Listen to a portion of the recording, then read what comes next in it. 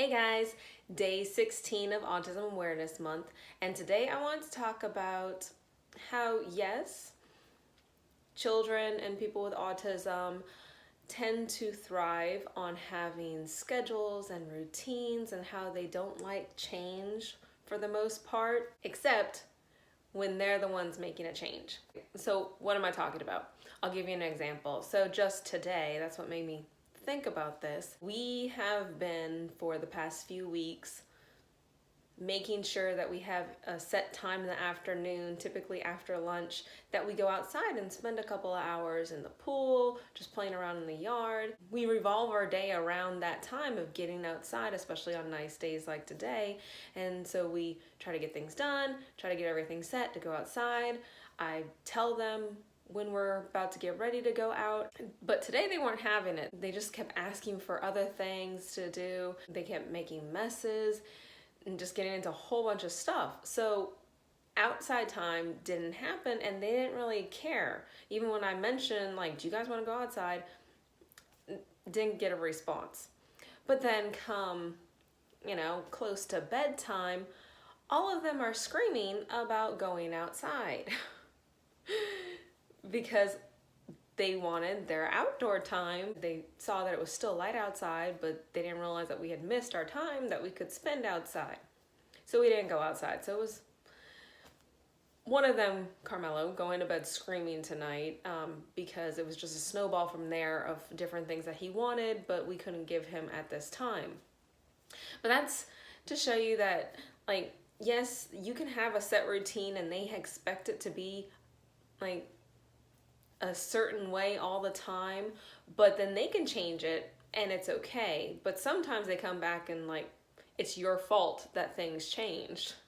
Another thing about them, about, children, especially with autism, changing up routines on you and behaviors is that, yes, for a lot of people with autism, they can have certain behaviors that last for years. They can have certain behaviors that, like, just come and go and change. But the ones that last like for a long time, even those, they can, like, one day wake up and stop. They don't want to do it that way anymore. And then they're okay with the change. And then you have to, since they've kind of conditioned you as, like, a parent, me as a parent at least, of how to follow that routine, and it becomes automatic of things that you do to follow that routine, and then they want to change it up on you, and so then you have to learn the new routine of how exactly they want it, if they can tell you how they want it, or there's a lot of guesswork of what exactly they want now. But, like, even things that they're afraid of, sensory issues, like, you can prepare all the time. If a child needs headphones, you always carry those headphones with you wherever you go, and then you expect a loud noise. You put the headphones on them without them even asking because you just expect it. And then one day they're just like, no, don't want them on. I'm fine now. Or like we would prep any days that we knew that there was going to be fireworks. We prepped to make sure he got more melatonin. We make sure he got the headphones on. We may have a sound machine on, get him to bed before all the fireworks start. But then just this last New Year's, I was expecting, like, crying and screaming, and he heard the fireworks. He's like, oh, fireworks. Like, okay, you changed on me.